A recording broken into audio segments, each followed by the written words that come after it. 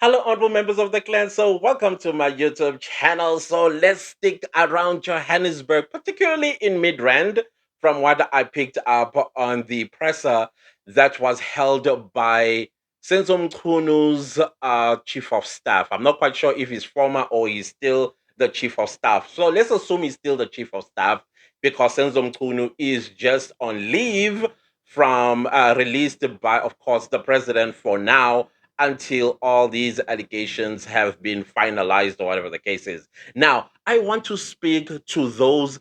In fact, not like I want to speak to you guys specifically, but anybody that is following the Senzo Meyiwa unaliving trial. On this channel, we've been following this trial since the 22nd of July 2023. And in that trial, if you guys remember, I had said that I did not follow the one with Maumela because in my head I thought this matter will never be resolved. Why? Because in 2015, when I heard that the crime scene at the Foslera's house, Kelly Kumalo's home, the evidence was tampered with. I mean, we heard of Mapiri allegedly who actually cleaned the house after the unaliving of Senzo Meiwa. And then you started hearing all the other things. And of course, the only logical thing that will come to your mind is I don't think there will be justice in this matter because of the crime scene being tampered with. Okay. So now let's come to the 22nd of July 2023, when the Senzo Meyiwa unaliving trial becomes de novo, meaning like a whole new trial with a whole new judge begins. So now I started sitting down and I was listening to all of the witnesses coming through, the eyewitnesses, which is Zandile Kumalo, Togozisi, as well as the other guy who's supposed to be the best friend of the late Senzo Meyiwa. And that's when you started seeing something and right here because they were contradicting each other, and even the person that was on the stand will contradict themselves. And you're like, wait a minute, this doesn't sound right. And then, of course, as the trial continued with Zungu coming onto the stand, he even made it worse. And that's when you started looking at the five people that stand accused of unaliving Senzo Mayo, and you're like, I don't think these are the right people that did that. And then you listen even some more, and then you like, these people, they did not do this.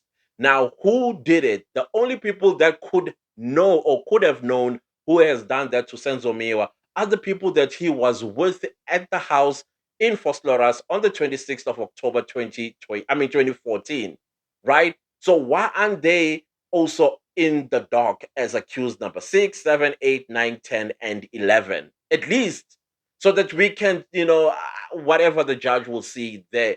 But anyways, the thing that I want to pull you guys to is the vindication that this channel has been on about. There's been people who support, of course, the state and say, "Oh, you Clanters, you are speaking rubbish and what." Oh, fine. I mean, everybody sees things differently, and they also hear things differently. But me, I will always use my critical mind, and in my critical mind, I see and hear things that don't make sense. And then I take my two IQs, I rub them together, and I'm like, something is not right. One of the things that did not sound right to me is the confessions. So let's start with accused number one. Accused number one, which is Muzisibiya, he gets arrested in Tembisa. And then when he gets arrested, the police officers enter his room because allegedly he stayed in a shack with his uncle. And then they come back. Guess with what? They come back with drugs and ammunition, and he gets charged for those two items. Do you see where I'm going? And tie it with this video. I joined the police 2004. I grew up in ranks where I joined the detectives, and subsequently I was promoted to the IPID. It was ICD then, as a captain, a senior investigator. And about fearing for my life. And myself, I am a seasoned and a career police officer. I know the field. And I know in the situation like this, a policeman plus or minus 15 come with balaclava. Why are they hiding themselves? Because there are instances in my experience where the police come and plant drugs in your house and pretend as if that drugs was found on you. I know the experience as a police officer myself, where in some instances they can plant a firearm and shoot you, pretending as if you shot them. So the fearing of my life, it comes in that line that why a police officer wearing a balaclava? Why do you hide yourself if you're coming to do a legitimate police work? Because you don't hide yourself. You introduce yourself, you produce your search warrant, you do your work. It means if you hide yourself with balaclavas, there's something untoward. Are we not vindicated? Are we not vindicated? Because on this channel, I always said it looks like South Africans are sitting ducks when it comes to the police service, especially because when you look at their training, once again, picking from the witnesses that have taken the stand, and most of them have been police officers that made no sense whatsoever. They made no sense. And you had to ask yourself a question: which police academy did you guys go to that has taught you this nonsense? Because I've never been to a police academy, but I can tell you what they were saying did not make sense. And I even thought maybe because the courses at the police academy are outdated, they are not aligned with the 21st century and with the new crimes that are being committed in the country, and they get questioned by the defense and they sound ridiculous.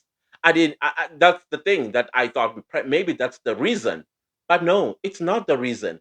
They are inept.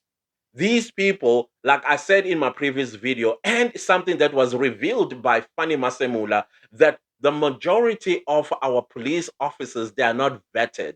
That means there are people who were just slapped to the uniform and they got a job and they were put on payroll, but they don't know anything about police work.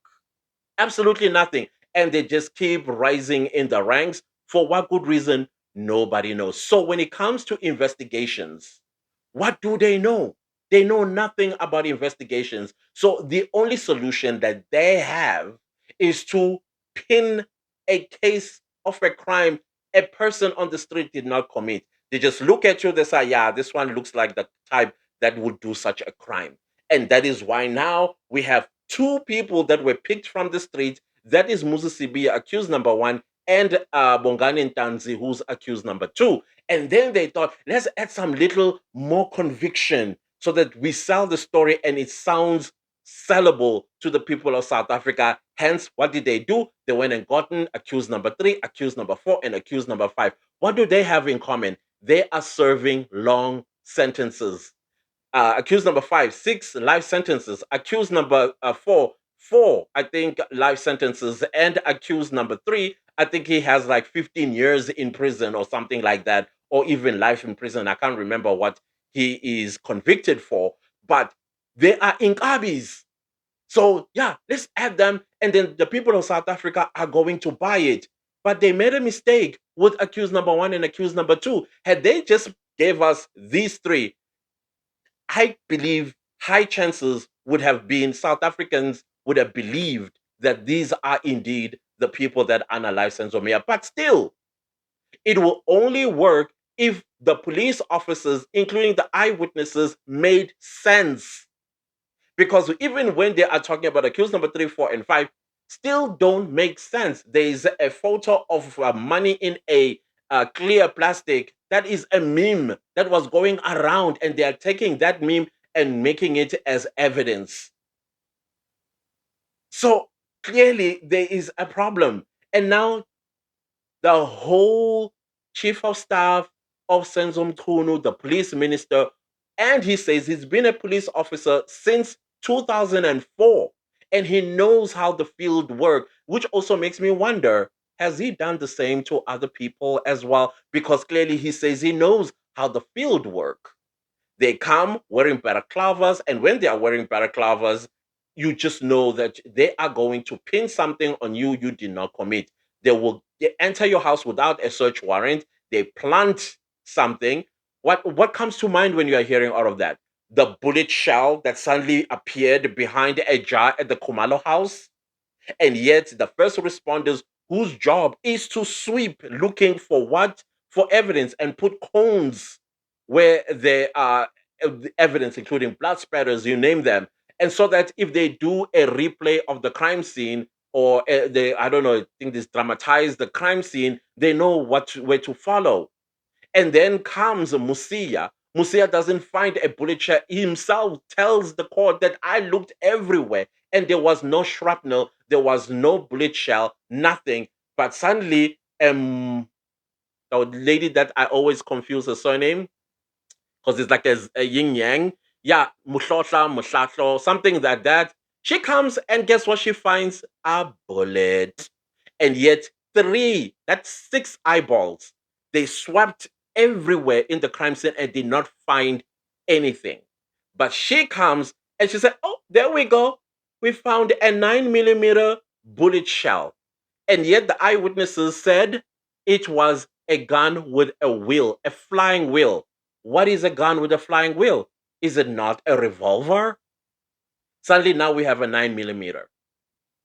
So what he's saying is exactly what we've been saying on this channel, that no, you and I are sitting ducks. If a police officer doesn't want to do their job and they want to make things easy, they just come with drugs, ammunition, or even a firearm that has even, I heard that they go into the evidence room and take a gun that is already, that the crime is already solved because there's a conviction. They take that same gun, instead of it going to get destroyed, they take that gun, and guess what they do? They pin it on you because it's evident that it already has a conviction, so it will convict you too.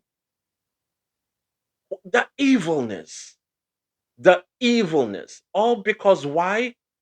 Nepotism, hiring friends, and also getting a job because you needed to lay on your back for somebody. If not on your back, on all fours, whichever way it's done in the police force. And this is what we get at the end of the day. So I believe Cedric Nkabinde when he says that he knows how they work. And I'm still asking, where now, as a police officer, there's no way you know this and you've never blown the whistle before. That means you've done it too. You've done it too. How many people that are serving long sentences of crimes they did not commit because of you, Mr. Nkabinde? I'm just interested to hear that.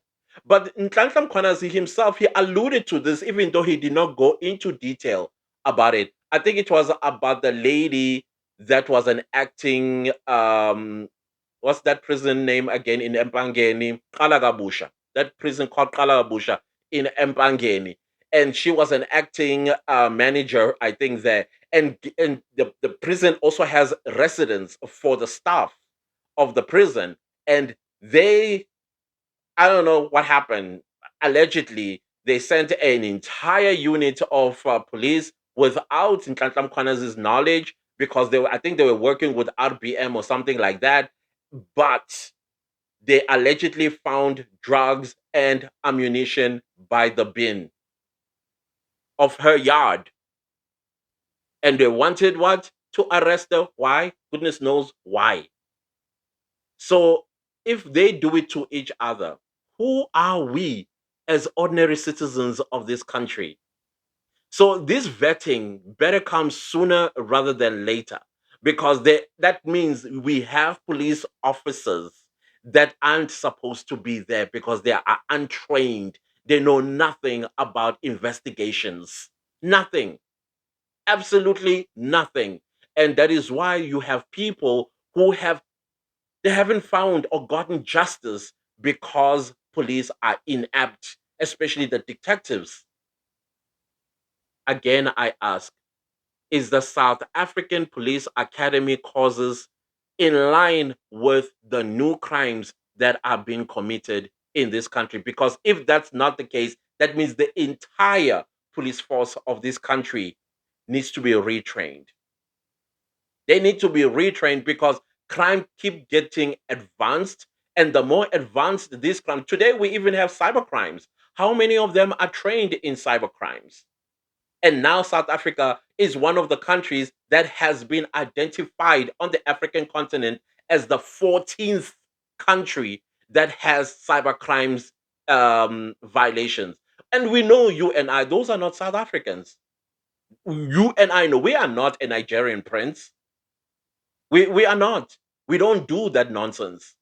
But we in this country have been identified as one of the 14th that do cyber crimes.